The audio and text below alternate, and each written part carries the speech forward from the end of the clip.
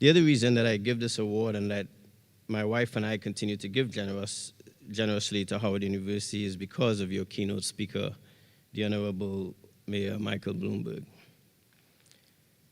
I may not get the story right, but I'll try my best. I believe the mayor graduated in 1964, and somewhere between 1964 and 1965, he wrote a $5 check back to Johns Hopkins. That first donation that he made to Hopkins would be the first of the single largest benefactor of any American university in our history. He has now given billions of dollars, but it started with a $5 check.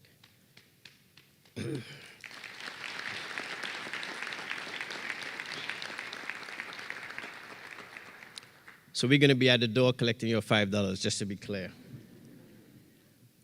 On a serious note, though, one of you may eclipse Mayor Bloomberg's generosity by being the single largest donor to any American university by giving back to Howard well above that.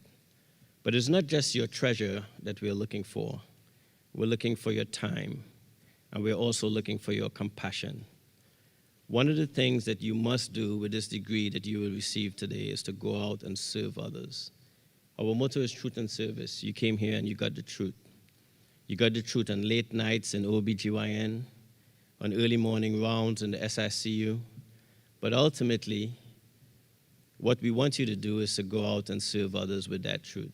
And that's when your education will come alive. You didn't come here to get a degree, but you came here to get an education.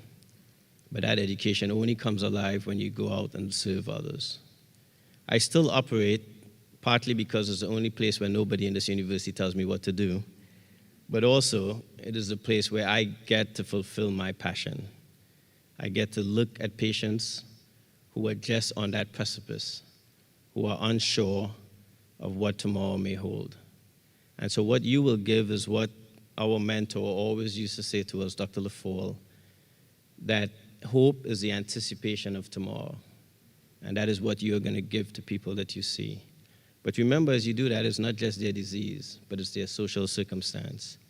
So sometimes when you prescribe meds, be mindful that there are meds that they may not be able to afford.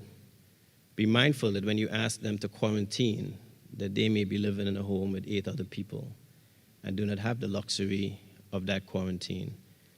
So be very, very mindful of people's humanity. Meet them where they are.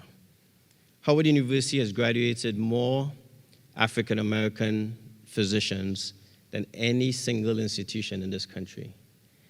We also send more African Americans from our undergrad campus to medical school.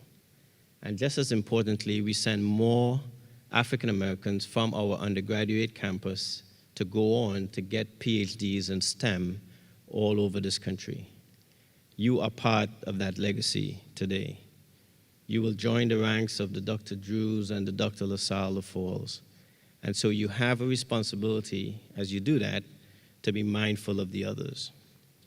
Mayor Bloomberg, I've had more than one opportunity to tell you thanks for the generosity of your gift.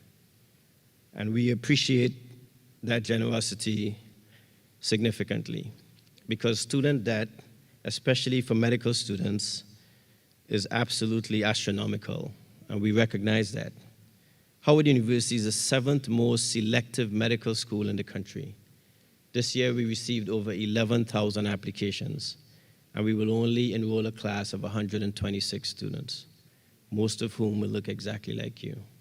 However, we charge the 5th lowest tuition of any medical school in this country. And it certainly is my desire to make this medical school free to students like you who cannot afford to be here, because we want you to be able to go after your dreams in the best way possible, to not be worried about student debt as an anchor, but rather to be able to go out and take chances like I was able to take a chance. I have not met another person with sickle cell who is a surgeon. That doesn't make me exceptional, but it makes Howard exceptional. Howard does not limit our dreams because of what we can and cannot afford, but rather it gives wind to the dreams that we have so we can take them wherever we want to go. And so Mayor Bloomberg's gift is just a beginning of a journey that I intend to embark on to give young African Americans in this country an opportunity to come to this medical school and to go out and solve the problem. We think we can double our medical school class, and we're going to fight hard and work every night to do that. Because while we are the leader in graduating more physicians than anyone else, I have a commitment to try to double down on that. And so that's what we will do. So Mayor Bloomberg, we appreciate your treasure, but I want to be clear today that what you have done is amplified the humanity of these young people who I think are the best in the country. So I'm going to ask all of us to stand and let us tell Mayor Bloomberg just how much a Howard thank you means for his generosity. Thank you.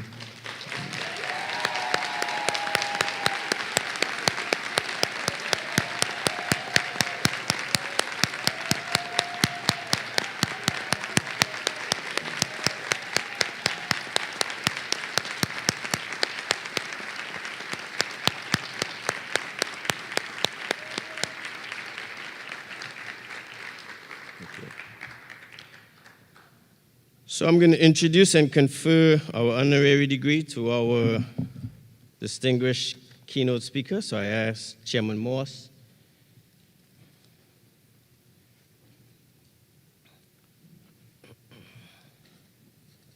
So Mr. Chairman, please present the candidate for the honorary degree.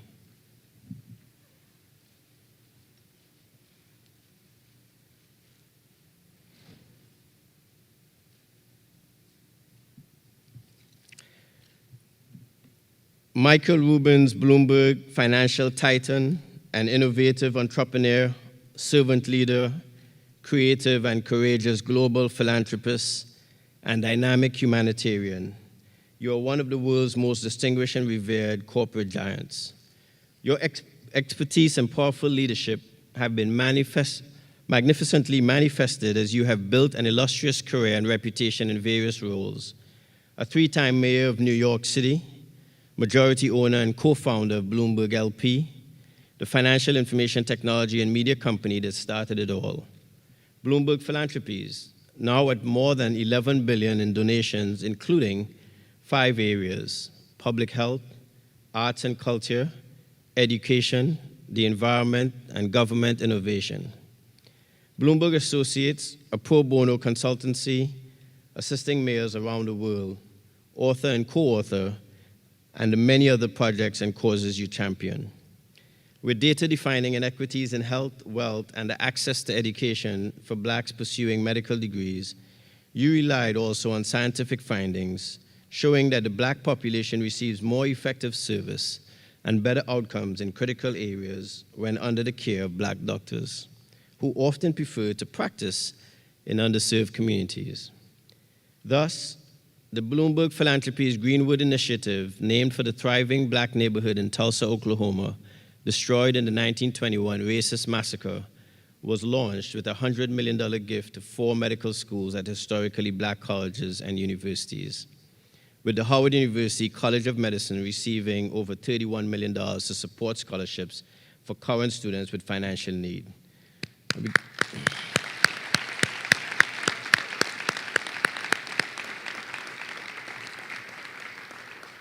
This is the largest single gift in the history of Howard University College of Medicine, and it will eliminate the debt handicap of the young graduates as well as help to create the economic and social environment that fosters intergenerational wealth for Black Americans. Your belief is that more Black doctors equals more Black lives saved through improved health care. In the climate of COVID-19, this awesome gift is even more significant as Blacks continue to be affected disproportionately and the gaps in care are more evident. As mayor, you were able to spearhead several firsts for the great city of New York, including a ban on smoking in public spaces, a nationwide model, and other healthy tobacco controls, while reducing the carbon footprint. As part of New York's miraculous recovery after the terrorist attacks of 2001, you completed the historic 9/11 memorial to honor those lost. Your national and global financial outreach has provided unprecedented support to the various aspects of testing, vaccination, dissemination, and contact tracing for the COVID-19 pandemic. As a 2020 Democratic candidate for the nomination for the President of the United States, you said, I offer myself as a doer and a problem solver, not a talker. True to your word, you did more than simply proposing ideas for 2021. Pledging to give much of your fortune to great causes, you gave generous support to voting rights and to organizations tasked to provide every imaginable means of equity in getting out the vote in the 2020 presidential election across the South and other key regions. I want to assure you, Mayor Bloomberg, I know how much you love Johns Hopkins, but I want to assure you today that Howard University's gift that you gave will probably be the most important gift that you have ever given. Michael Bloomberg, exceptional entrepreneur, compassionate, creative, humanitarian, you are a vital exemplar of awe-inspiring achievements gained through extraordinary vision, strategic hard work, zeal, and an unshakable belief in humankind. The pioneering prominence of your life and career epitomize the cherished core values of the capstone: leadership, excellence, truth, and service. So it is with heartfelt affection and profound respect that we name you a beloved son of Howard and honor you as orator on the historic occasion of our College of Medicine Honors and Oath Ceremony, conferring upon you the degree Doctor of Humanities honoris causa. Congratulations.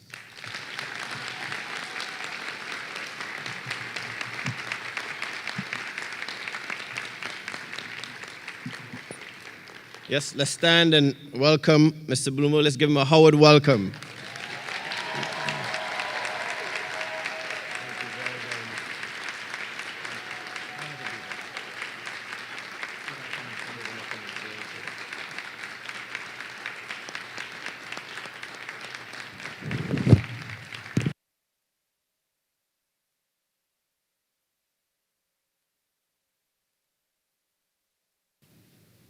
Well, thank you, President Frederick. Hello, Howard MDs, or should I say the 21 Savages. It is truly an honor to join you today, and in person, no less. But enough with Zoom. I also made sure I showed up extra early because I didn't want Miss English to mark me absent. I hear she can be pretty tough. This is actually my very first public event since March of 2020, when I was here in DC to announce a new program that our foundation was starting to help mayors around the country deal with the pandemic, since they weren't getting any help from Washington. One of the mayors who participated is your mayor, Muriel Bowser. She really is one of the best mayors in the country, and as I've told her, I hope that someday soon DC will be a state and we will be calling her Governor Bowser.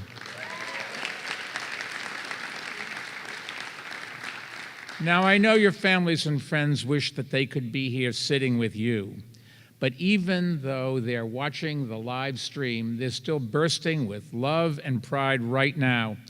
And I can tell that from experience, because I'm a parent, even though you might not think I'm old enough to be. That was a little funnier than you recognized. So together with your loved ones, let me say the most important words that I can say today. Congratulations to the distinguished graduates of the great and resilient class of 2021.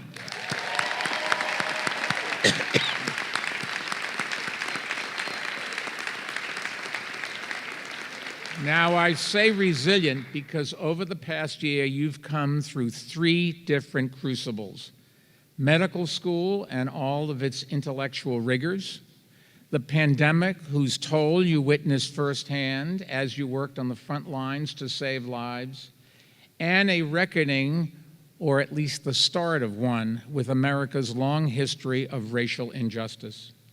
So the fact that you are here today says a lot about your character, your strength, and your commitment to helping one another.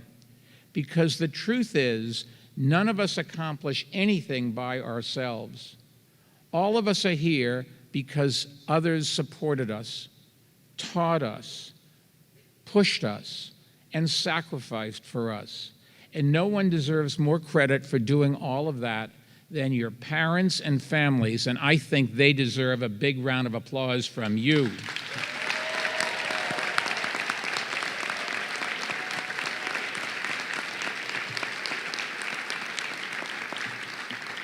But none of you would be here today if you hadn't worked like crazy to overcome some very tough obstacles, like getting through genetics with Dr. Washington and passing OS1. And in the anatomy lab, you even survived the great flood of 2019. What you've accomplished, seriously, is truly impressive.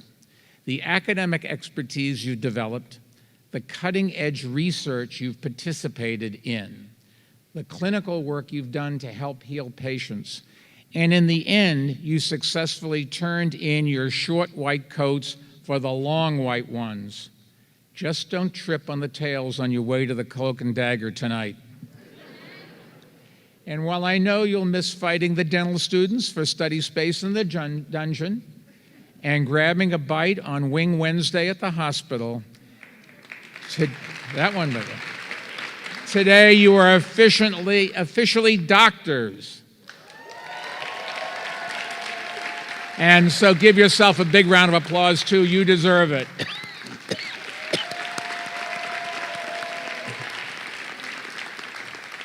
While we're at it, there's another group that deserves a very big round of applause. Your world-class professors who did heroic work inside and outside the classroom over the past year.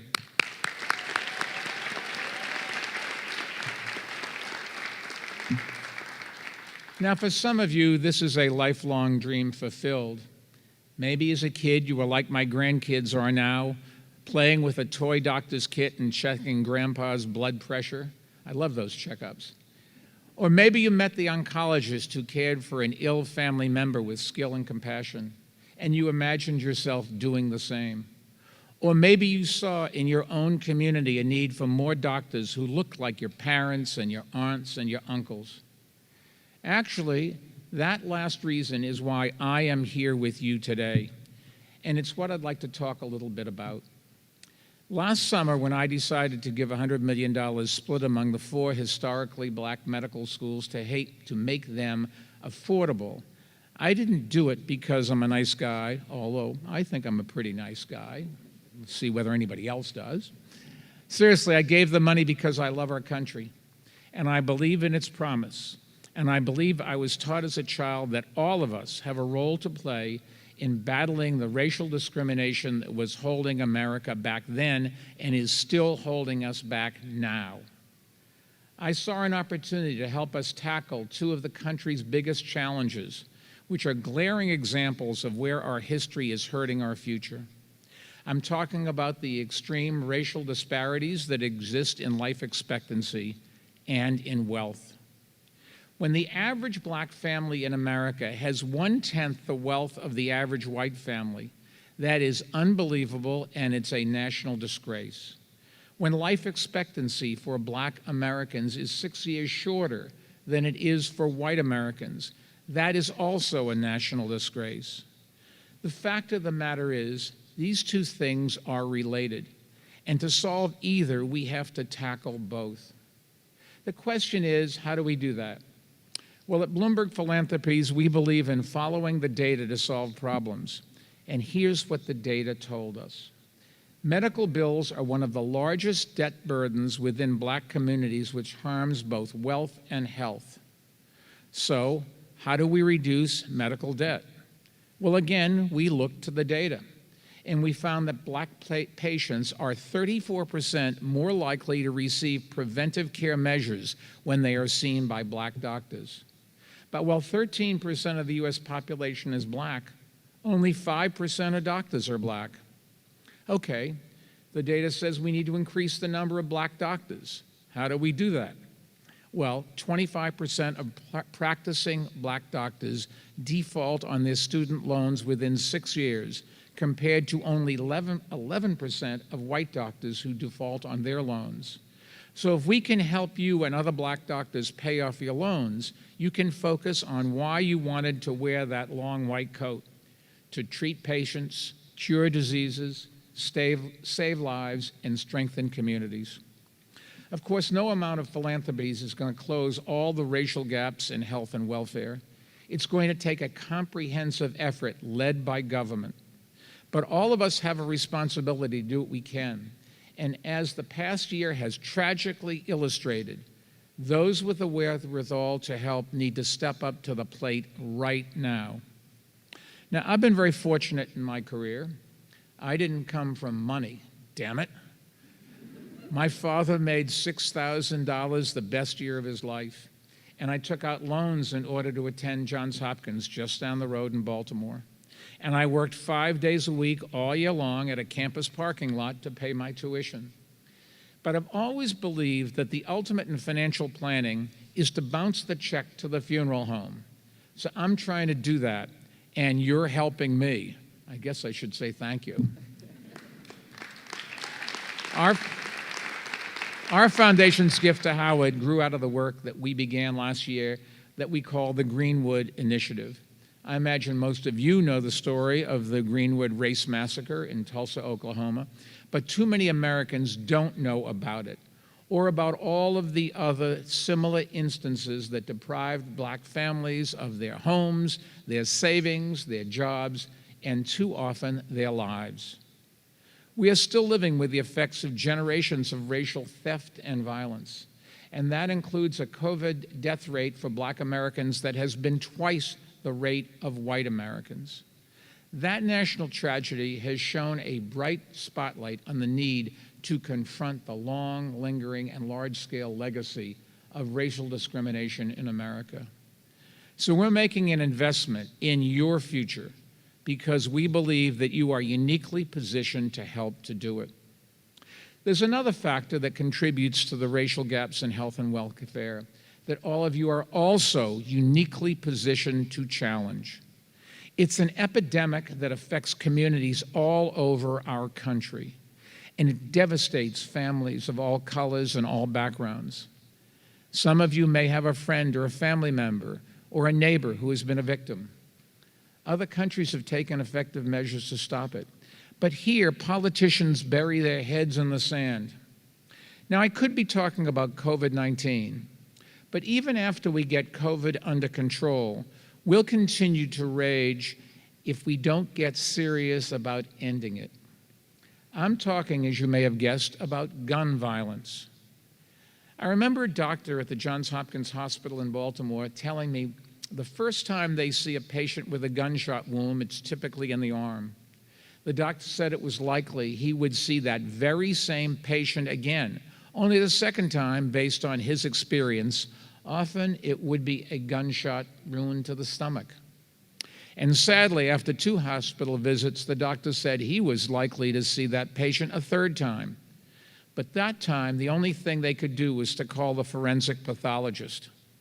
It is an absolute tragedy, and it's also a racial justice issue that affects gaps in life expectancy and wealth.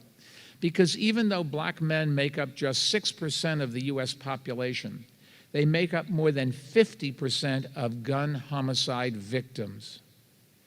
At the same time, white domestic violence affects all communities. Black women are twice as likely to be fatally shot by a partner than a white woman. And as we've seen all too tragically, black people are more likely to be fatally shot by police than white people.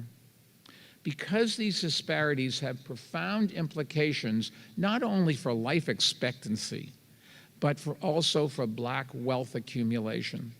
A recent study here in Washington, D.C. found that for every 10 fewer incidents of gunfire in a neighborhood, 1 more business opened, 1 less business closed, and 20 new jobs were created. Because when a gun is fired in a neighborhood, the bullet kills more than people. It kills jobs. It kills opportunity. And by depressing home values, it kills household wealth as well. So the more gunfire we stop in a neighborhood, the more we can save lives and improve life expectancy, and the more we can help families prosper financially.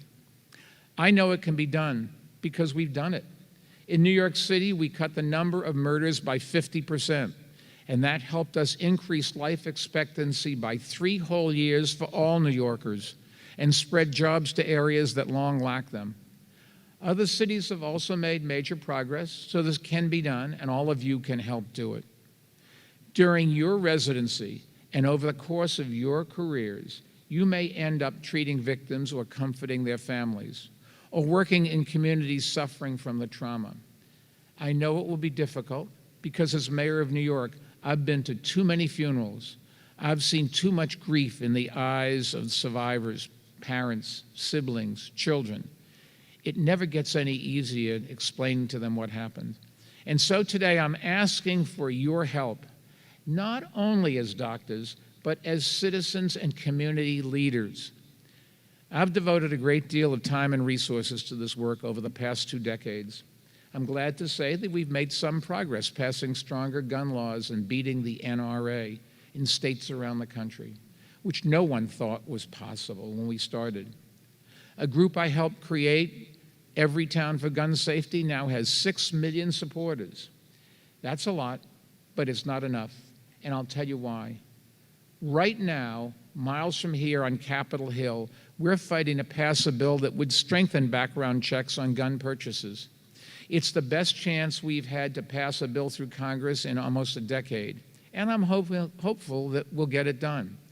But I can tell you it is an uphill battle, and we need more Americans to speak up to get involved. So I hope you will join us in this movement, because this is fundamentally a public health issue, and we need more doctors to help explain to everyone. After all, Americans trust their doctors, and that trust can be a far more powerful thing than any medicine, and it can save more lives than any prescription. As you know, there's a long history of America's black doctors taking on big public health issues and making an enormous difference for their for their communities and for the whole country. So I'd like to end by mentioning just one of them. Why? Because she's a Howard grad and a professor here too. And she was a great New Yorker, I'm proud to say. Dr. Patricia Era Bath.